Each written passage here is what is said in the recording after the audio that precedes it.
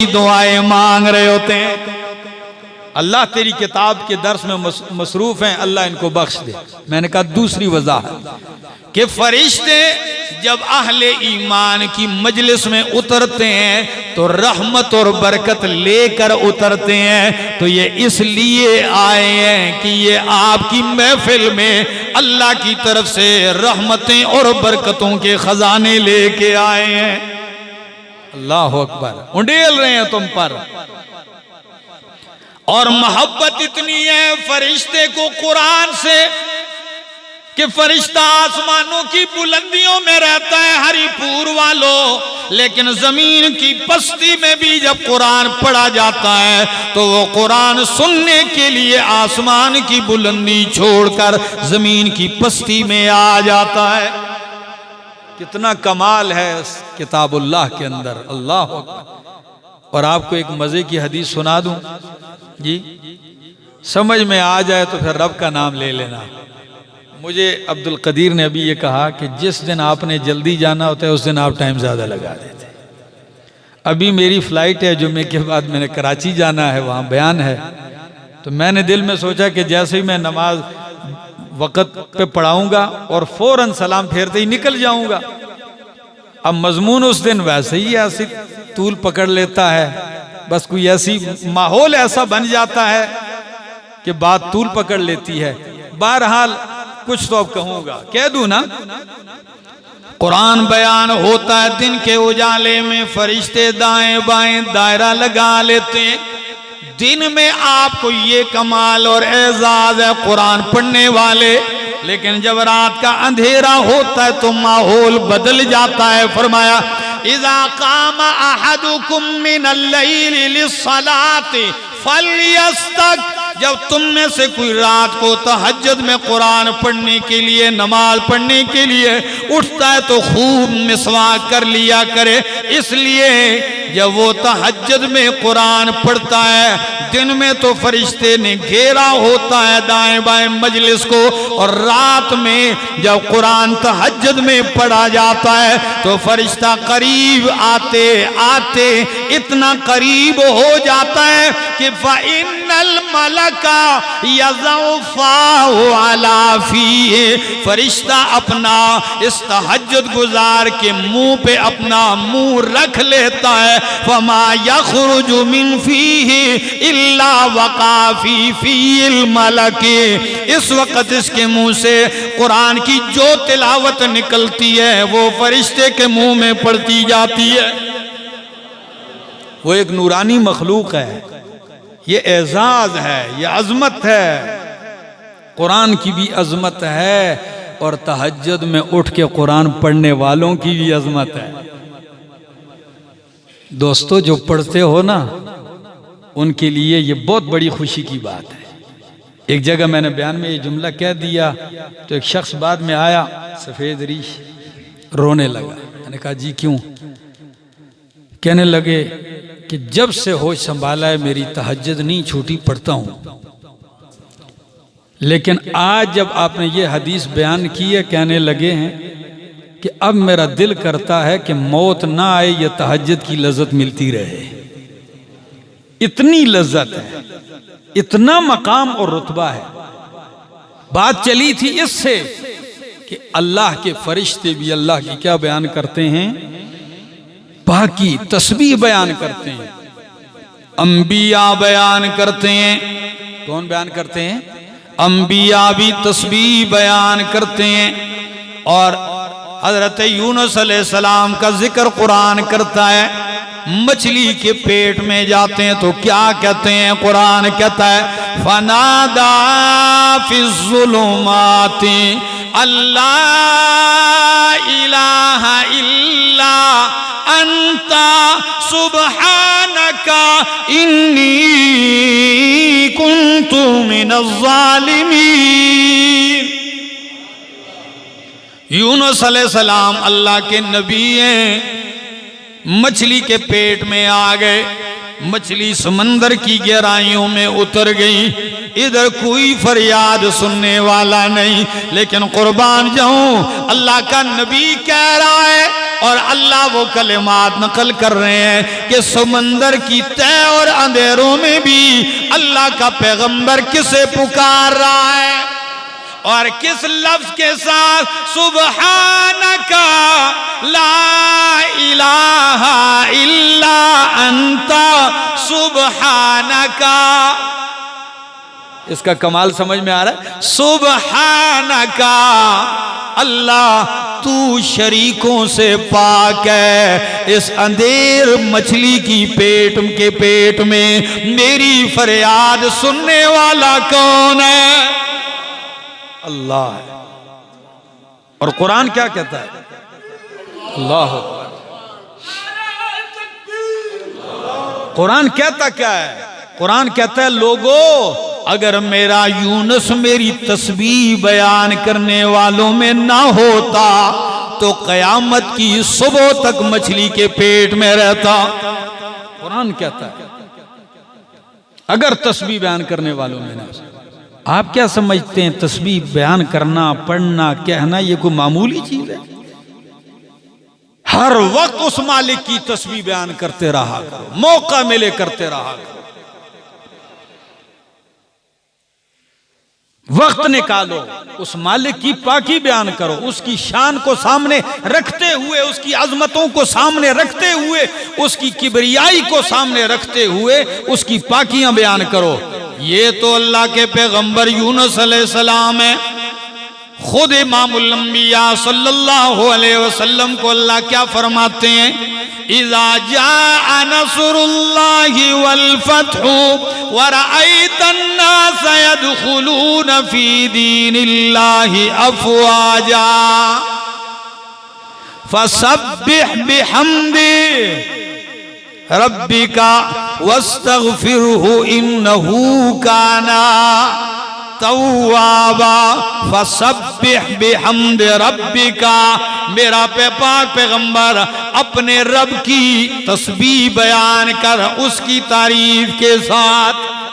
اللہ اپنے پیغمبر کو حکم دے رہے ہیں میری کیا بیان کر؟ پاکی بیان کر، تسبیح بیان کر. اللہ فائدہ کیا ہے تسبیح کا؟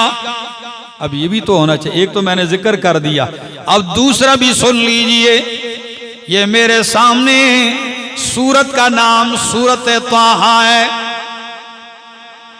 سورت طٰہٰ اللہ. اور آیت نمبر 130 ہے.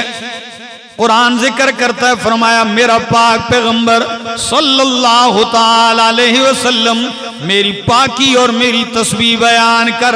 ذرا لفظ پہ غور کیجئے. فاصبر علی ما یقولون، فاصبر علی ما یقولون. جب میرا پاک پیغمبر اللہ کی توحید سناتا ہے تو پتھروں کی برسات بھی ہوتی ہے. کوئی ساحر کہتا ہے، کوئی شاعر کہتا ہے، کوئی مجنون کہتا ہے، کوئی کذاب اشر کہتا ہے، کوئی فسادی کہتا ہے. ہر فتویٰ لگا رہے ہیں قوم، عجیب عجیب باتیں اور تانے لگائے دیے جا رہے ہیں. قرآن کہتا ہے میرا پاک پیغمبر یہ جتنے بھی لوگ آپ کے خلاف کہہ رہے ہیں فاصبر، او بھائی کہہ دو سبحان اللہ. فاصبر، تو صبر کر، علی ما یقولون، ان باتوں پر جو یہ کہہ رہے ہیں ان کی باتوں پہ صبر کر. اور وظیفہ میں بتلا رہا ہوں، وَسَبِّحْ بِحَمْدِ رَبِّكَ، وَسَبِّحْ بِحَمْدِ رَبِّكَ. اور اپنے رب کی پاکی بیان کر. کس وقت؟ قبل طلوع الشمس وقبل غروبها، سورج طلوع ہونے سے پہلے اور سورج غروب ہونے کے سے پہلے. وَمِنْ آنَاءِ اللَّيْلِ فَسَبِّحُهُ، اور رات کی گھڑیوں میں بھی اس کی پاکی اور تسبیح بیان کر. وَأَطْرَافَ النَّهَارِ، اور دن کے دونوں کناروں پر بھی اس کی تسبیح بیان کر. لعلک ترضی، ان کی باتوں سے جو آپ ناراض ہوئے تھے میری تسبیح سے آپ کا دل خوش اور راضی ہو جائے گا. لعلک ترضی، میری پاکی صبح و شام بیان کر، دن کے دونوں طرفوں میں بیان کر. لعلک، تاکہ تو کیا ہو جائے. تو جو لوگ کہیں جی دل خفا خفا رہندا ہے، کہتے ہیں کہ نہیں، دل خفا خفا رہندا ہے، دل ناراض دکھی دکھی خفکی ہوتی ہے، تو ان کے لیے صبح و شام رب کی کیا بیان کرو، تسبیح اور پاکی بیان کرو، دل کے سارے غم دور ہو جائیں گے. اللہ. اور یہی نہیں، دوسرا مقام سورت کا نام سورت الحجر.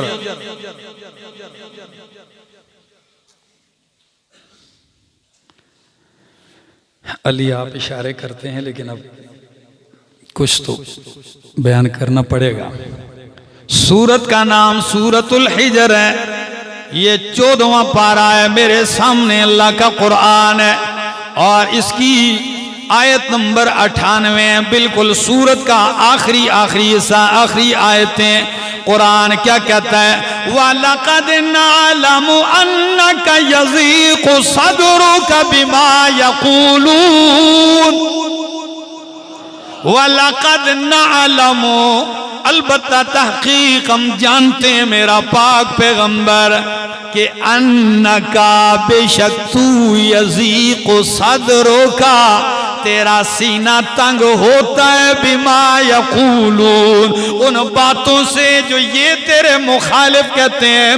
آخر تو بھی انسان ہے، بشر ہے، میں مانتا ہوں جانتا ہوں تیرا سینہ تنگ ہوتا ہے، لیکن میں تجھے کہتا ہوں فسبح بحمد ربک، پس تو پاکی بیان کر اپنے رب کی تعریف کے ساتھ. وَكُن مِّنَ السَّاجِدِينَ،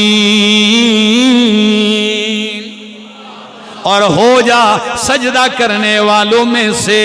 جب تو رب کی پاکی بیان کرے گا اور سجدہ کرنے والوں میں سے ہو جائے گا، رب تیرے غم دور کر کے تیرے دل کو خوشی اور اطمینان سے بھر دے گا.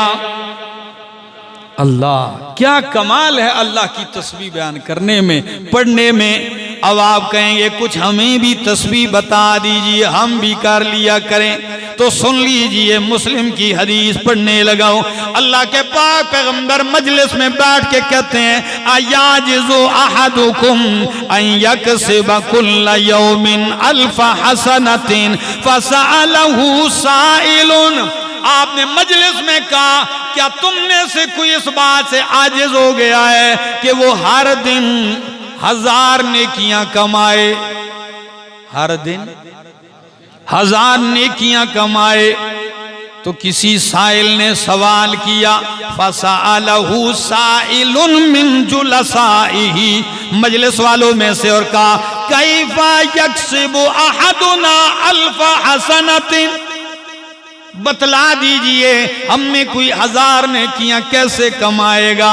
تو قالا، اللہ کے پاک پیغمبر صلی اللہ تعالی علیہ وآلہ آلہ وسلم نے فرمایا یسبح 100 تسبیحۃ، تم میں سے ہر ایک اگر 100 مرتبہ سبحان اللہ کہے گا، اللہ کی پاکی بیان کرے گا، تو فیکتب لہ 1000 حسنۃ، اس کے لیے 1000 نیکیاں لکھ دی جائیں گی. او یحط عنہ 1000 خطیئۃ، اور اس سے 1000 گناہ مٹا دیے جائیں گے. تو سبحان اللہ کہنے میں کتنا خرچہ ہوتا ہے جی؟ زور کتنا لگتا ہے؟ کوئی نہیں. تو پھر کہہ دو سبحان اللہ. یہ ہے اللہ کے کہتے سارا دن اپنی زبان پہ جاری کر سبحان اللہ الحمدللہ. یہ مسلم کی حدیث. ایک اور حدیث سن لیجئے کہ یہ سبحان اللہ کا کمال کیا ہے، کتنا اجر دیتا ہے. ادھر تو 1000 نیکیاں 100 مرتبہ پڑھنے سے 1000 گناہ معاف ہوتے ہیں۔ دوسری حدیث میں لا لیجئے، فرمایا سبحان اللہ والحمد للہ تملأان ما بین السماوات والارض۔ سبحان اللہ، الحمدللہ، اتنا بڑا اجر ہے کہ آسمان و زمین کی ساری فضا بھر دی جاتی ہے، یا آسمان و زمین کو بھر دیتے ہیں، کیونکہ رب کی توحید ہے۔ بولو کیا ہے؟ رب کی توحید ہے۔ اگر کوئی بندہ یہ ذکر اذکار تسبیحات کو سمجھ لے، اللہ کی قسم وہ توحیدی ہے اور وہ توحید مانے گا۔ کاش وقت ہوتا میں آپ کے سامنے اور بھی مثالیں ذکر کر دیتا، زندگی نے موقع دیا تو پھر آگے چلیں گے۔ اللہ عمل کی توفیق عطا فرمائے۔